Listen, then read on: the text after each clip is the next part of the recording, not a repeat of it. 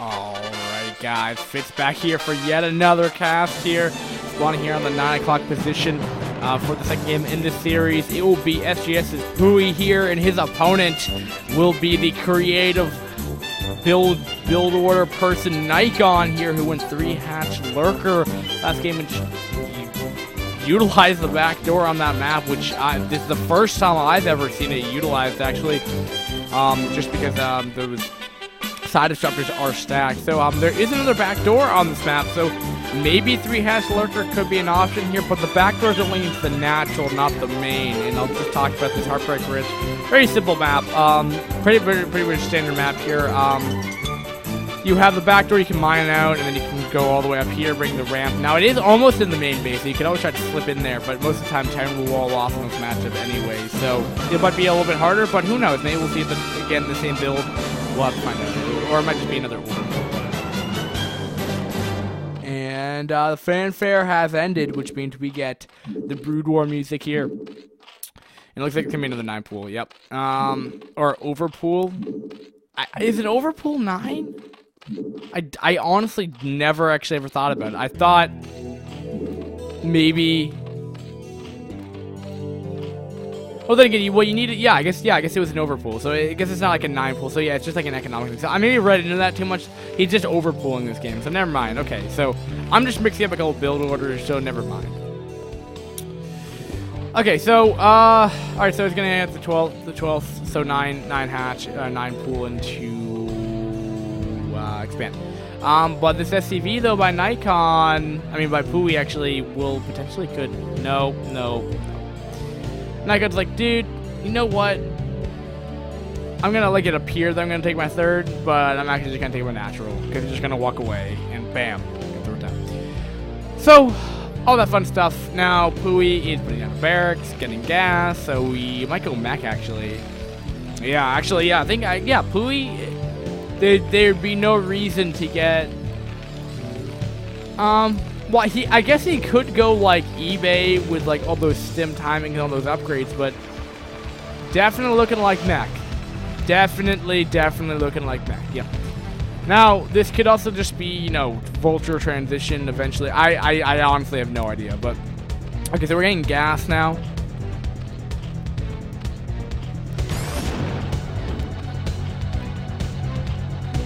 And I apologize. It looks like the scouting SCV has died off. I was just putting back on my AC because, guys, in Massachusetts, in the United States, man, it gets pretty hot, like mid-August. Okay, not entirely thrilled with the amount of temperature that we're going through right now. But anyway, all right. So we have. It might even be. You know what? It's gonna be 2-hatch meetup. Linger lurker. I can't really tell. Like, when it gets to, like, this point right here, that's when the hydrogen normally goes down. If it was going to be lurker. So, I have absolutely no idea. So, we'll have to find out. Is that tight? Is that actually tight? I never knew that. Alright, so.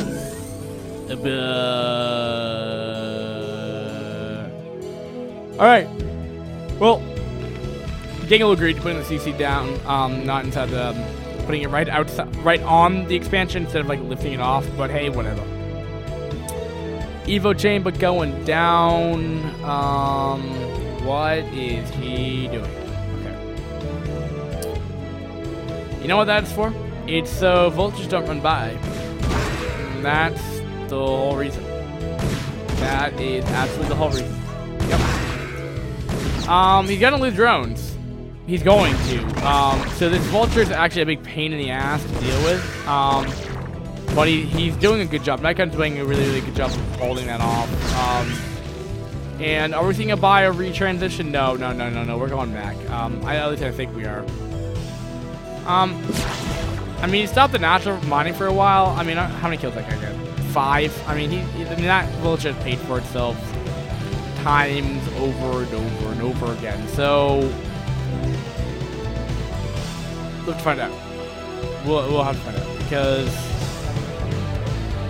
I don't really know what the transition's gonna be. Yeah, so it's just gonna go vultures here. Okay, so Nikon, it caught him off a little off guard here, but if he just puts down the spire, there is nothing for him to go AA. And this is odd. He's getting starport. So, you know what this might be? Because he has a surplus of gas, he may just gas dump into science vessels, which is totally, really awesome. Because what it does, it allows you to radiate. But the issue, though, is I'm a little afraid because I'm not quite sure if that tech is going to be out in time. You know, science facility does, you know, come in pretty fast. It does warp in pretty gosh darn fast, but if an irradiate, and also you have to have the time to irradiate to get the energy and the energy and to research it. But I don't think we're even seeing that. I don't even know. Wraith? I mean, it's an interesting call to go Wraith. I'm just saying, Mutalisks. Wraith are better Mutalisks, but the problem though is that their build times, I think, well, to get the same amount of Mutalisks that are coming out by the time this 6-minute push, or 6:30, 6:45 push by his base is going to be coming out, versus like the amount of Wraith you're going to have, like, it's going to be like 2 to 6. Like, Wraith are great. But the problem, though, is, like, you just don't get them in the mass amount of numbers that you need super early on. It's kind of why Wraith openings aren't the greatest thing to combat Mutalisk threats. But again, it does come down to the Mutamicro.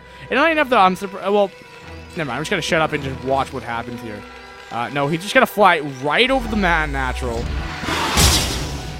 Hey, it's not bad Mutalisk control. It's not, you know, go-to, but it's not bad. Almost enough to one-shot. Just needs like one more Mutalisk right there and he can start one-shotting. Yeah, he can't quite one-shot yet, and we have a Wraith here. But again, I mean, like, I'm really not quite seeing this working to the effect that, I don't know. I'm honestly just trying to figure this out. I mean, these Mutalisks actually aren't really accomplishing all that much.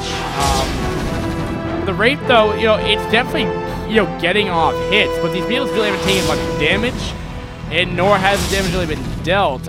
He's gotten a couple kills.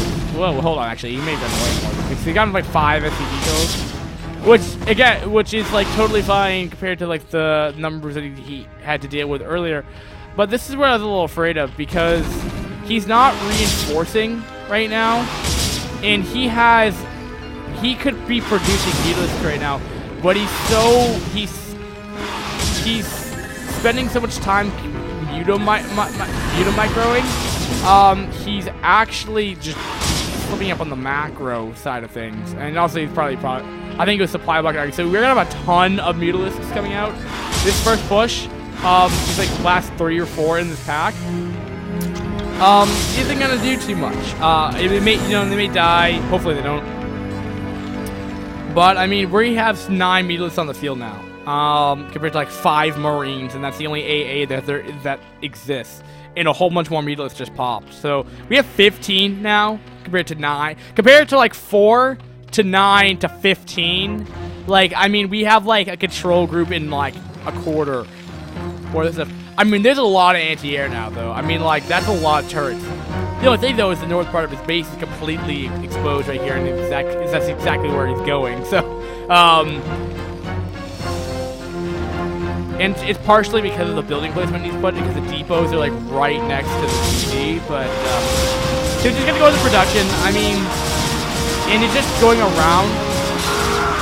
I mean, he's killing off Marines from, like, the third hit in the Grave Worm right now, and they're +1 mutas now with attack. I mean, like, these things are scary.